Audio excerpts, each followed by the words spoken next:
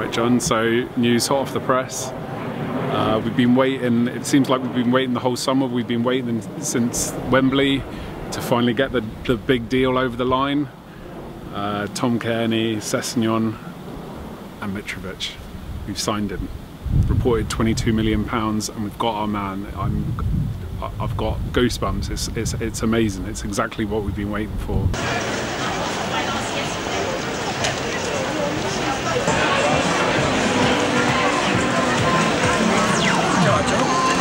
Hope you enjoyed the World Cup. Enough about that now. It is time for the big stuff. It's about the Premier League. It's back. Fulham are back in the Premier League. Come on, you guys. Hot and sticky right now, but before the season, looking forward to it immensely. We're back where we belong, and that's a good feeling. It's something we shouldn't fear. It's something that we are aware of, the demands of the Premiership. So we've got that in our DNA. Totally looking forward to the season because there's no expectation, there's no pressure.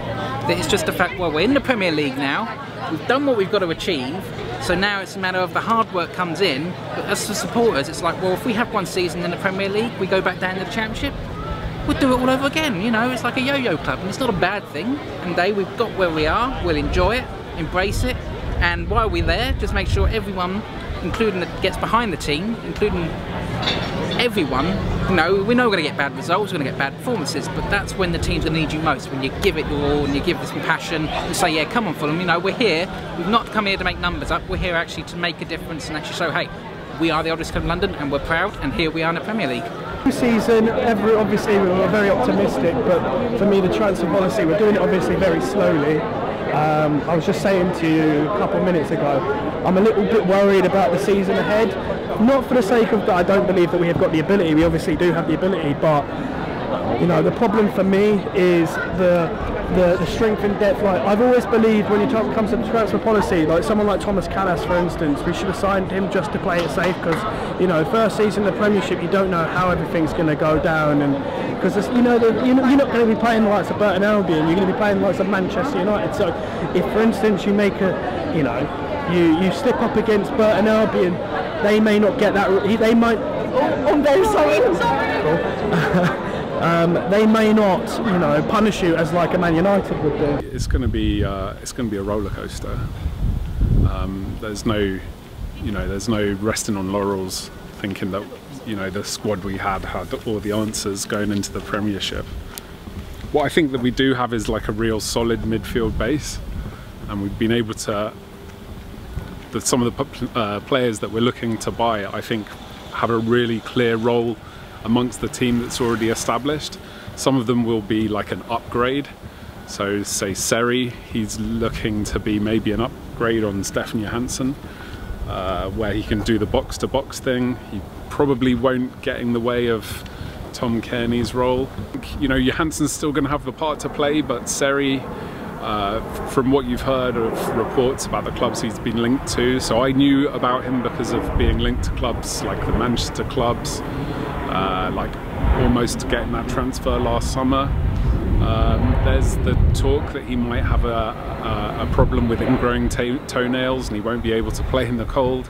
It's a bit quirky, but to be honest, if we're getting a top of the range player who will improve our system, the sort of player he's been linked to is a bit like Xavi said that he might be the heir to his throne, where he's got that passing range, he's got good positional sense, and it just sounds like the perfect player for our system, where we aspire, I'm not saying we're up to that level, but we aspire to play the same sort of football as your Barcelonas and your Man Cities. They're very interesting. Some of them are a bit of a unknown quantity insofar as the Premier League. I like the idea of Seri. He obviously had a lot of people who were interested in him, and he comes as our marquee signing. I like Le Marchand, is interesting. Don't know a lot about him. I've never watched him. And Schürrle, I think that's a little bit off centre, but I liked him as a player. People have said that he hasn't done much in the last couple of years, but I don't think you can you can't say that that's going to continue. He knows London. He's ripped Fulham apart to bits before, so he knows the Premier League. But above all, you know, if you have good coaching staff can bring something different out of a player, which perhaps Borussia may not have been able to do. It's just finding that right button within a player, and I think that's probably a large part of why we've signed him, let alone his experience. Mitrović and Schürrle, it's looking positive. I've seen a lot of German supporters all over Twitter saying how they don't really believe that Schürrle is good enough to be playing for Fulham. They say obviously he was struggling at Dortmund, but last time I remember Schürrle coming to the Cottage, he scored a hat-trick for Chelsea in the SW6 derby, so obviously he has something there. So I got a WhatsApp message from my my German brother-in-law, who's a Bayern Munich fan. He said, "Andrea Schürrle, poor you, sad face." And I said, "What, he's poo? He used to be okay." And he said, "That time is over since he left Bayer Leverkusen, sorry." And a bit of banter, I said, "At least he missed the World Cup, maybe there's hope, given how badly the Germans did in the World Cup." And he said, "But with him we wouldn't have even won one match," which is a little bit of banter. At the end of the day, he played 33 games, scored 10 goals in 2 seasons at Dortmund. He never really had a run. And if you look at a lot of the clubs he's played in, he's never been the star attraction. So what me and my Fulham friends said as soon as we got the signing over the line, we said Duff Mark II. And it just seems we always have Chelsea players in our team. I can't remember a time we didn't have an ex-Chelsea player or a loanee Chelsea player in our squad. So it's like we've got out all those loanees. We've got out Callas and Paysan. So we've got to get some ex-Chelsea player in. But in terms of who he's coming to replace, if you're looking like he's competition for Cabano, Aite, we've lost Paysan. How can he not be you know, an upgrade on players like that, with all the greatest respect? But also, if you're looking at the players like Sessegnon, who are at the beginning of their careers, they're going to be able to learn from a World Cup winner. I think also his style really complements Sess. Sess, although he's going to be playing wide, he's like a complete forward. He's just given the freedom to do whatever he wants. And with Andrea Schürrle, you're not going to have competition for that. It's the top level, someone who's going to do that job of cutting in for those runs from wide, and they're not going to try and take up the same space, or they're not going to unbalance the team by both trying to come in and play too deep. So it's almost like you're playing with two up front, Mitrovic and Schürrle playing just off the wing, and then Sessegnon being able to come back when he wants to, attack the box when he wants to, and being the real centre of the team. So I think he's going to be a big part of the team, but he's not that big that he takes away from Sessegnon and the star that is rising for him. So in that way, good professional, 27 years old. You know, he's a lot of what we've been saying is it's not like he's a 30-year-old past his prime. He's coming into his prime, and he's not at that top level where he's got the pressure. He's going to get chances in our team, and I think he'll have a decent season. So I'm obviously happy that Mitrović is signed. You know, Mitro on fire, 2018, 2019. Let's hope that he can have a great season, because like I said to you last season, he was seen as a wonder kid, and hopefully he can fulfil his potential, you know, at Fulham. So to have that player on the books, so even if worse does come to worse, I'm thinking as a pessimist, you know, expect the worst, hope for the best is my philosophy when it comes to football. But now we've got Mitrović, worst does come to worst and we go back to the Championship, we've got a Championship proven goal scorer that can potentially bounce us back to the Premiership. So, you know, I'm buzzing for Mitro's back. I am buzzing for Mitro. He said it in the interview after the playoff final, he'd run his socks off. How many times, I've been apart from Lewis Hopey and yeah, apart from maybe Hopey, like how many players in the last 10 years have come on loan and given 110%? So yeah, I'm looking forward to the Mitrovic. I'm looking forward to the Sess and Mitrovic combination, and hopefully that will set alight the Premiership. We can carry on building that side. You know, I'm looking at Fabry. The debate is, now that we've signed the Champions League quality goalkeeper, do you keep Bettinelli in the first team, or do you move him on to Fabry? And I'm in the argument of, you know, Bettinelli has proven himself at Championship level to be given the opportunity to perform for Fulham. You know, he obviously gives 110% for Fulham every time I've seen him. I've said in previous videos, you know, his commitment, his passion, his drive to help the club forward is always, you know, going to live long in the hearts of not just myself and a lot of many other Fulham supporters after last season. But, you know, if we've got a Champions League quality goalkeeper, then how can you drop him? If he's going to do his bits and he's going to push us, you know, forwards in the future, how can you drop him? So I'm hoping Fabry can be a bit of a signing for us. They paid $5 million for him. Hopefully he's better than Stecklenburg was back in that time. So we'll welcome him, see what he offers when he gets his chance. But personally, I'd like to see Bettinelli be given his go, because he's had a really good season, couple of seasons for us, and I think they should be giving him a go and then see how it goes from there.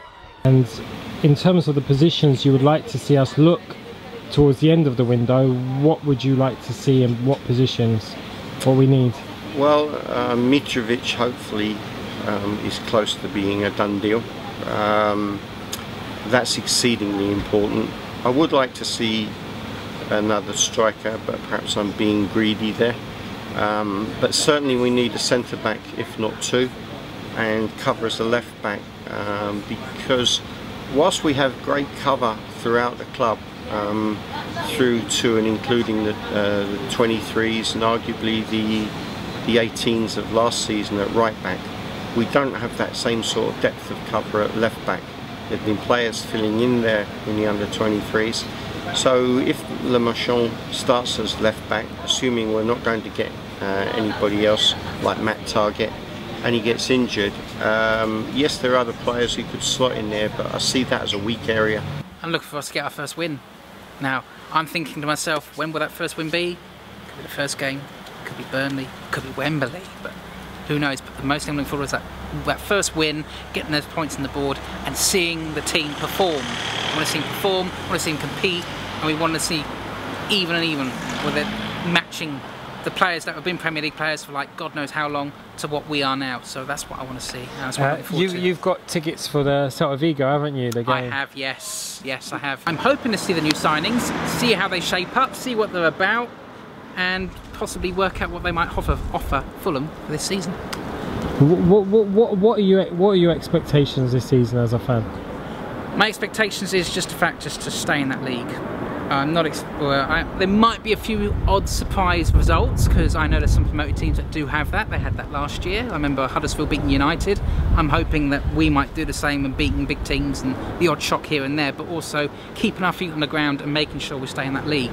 You know, the ambition for me is anywhere in the top 17. I don't care if we finish 17th on better goal difference. Survival is the prime example, prime target this season, should I say. So hopefully we can see what in the next coming weeks what the transfer market's going to bring. I still believe that defensively we're not strong enough. I mean, I love Tim Ream, I love Dennis Adoy. From talking to them after the games, you know, you realise how lovely they are and how genuine they are. But now you've made that step up, now you're playing the likes of Man United and Man City and Chelsea and Arsenal, Liverpool and Tottenham, etc, etc, Everton now probably. You've got to really push on, you know, we're not Championship anymore, we've got to push on, we've got to maybe looking for top 12, and then who knows if we can survive and we can carry on building. And the thing is, we're not an unattractive proposition, you know. Look at it, as you can see, Covent Garden, how beautiful the surroundings are at the moment.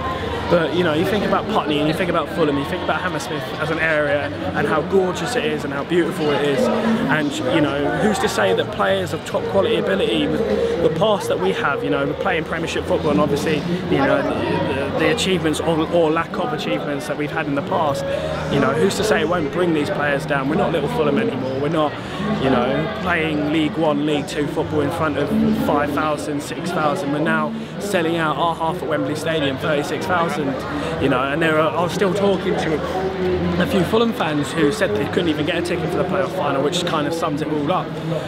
The fact that Fulham are now in the Premier League, we're being in Premier League grounds up against some top quality players of international level, the fact that just competing and being on Match of the Day instead of Channel 5. Yeah, we'll certainly be making a few away trips, definitely.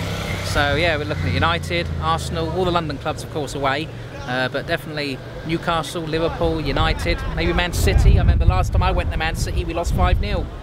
So who knows, hopefully not again. It's always lovely to play Chelsea. They've broken many a Fulham heart over the years. But just maybe their fortunes are slightly on the turn. A lot of things not going their way at the moment, with 3 key players looking to be off, if you believe the press. The new stadium not happening. Mr. Abramovich with his passport problems. No one likes to see that, of course. And also, can they recapture what they've done in the previous years? It's still a fine side, but I hate to admit it, but I just see maybe the tide has turned a little bit, and we have a hungry young head coach, great coaching staff, and putting together a useful squad. If all the jigsaw parts are there, then I'm looking forward to the Chelsea games even more. So this lot are starting to lose their identity. You know, they used to have the hard man. They've lost that. They had like Hazard as being one of the top European players. He wants to go. Fulham are just finding their identity again. They had to go back. They had to have a bit of an identity crisis, but we've got a blueprint now, and the players we're bringing in all fit a blueprint and a style of football, and you know, that can be something that can grow and grow. And Sessegnon, he's the guy for us, and he's what's taken us from sort of bottom of the Championship a couple of years ago to back in the Premiership, and we're starting to sign these exciting players again. We're starting to build that team around, you know, who could be one of the top talents in Europe in a few years. And if he wants to stay, if we start building around him, maybe he'll go to your Real Madrids in a couple of years, maybe he'll go to Spurs, PSG. But if we can build that team around him, build that nucleus, and give it a couple of seasons, we might be taking their mantle as the top club in South West London. Chelsea, we're coming for you. You Whites.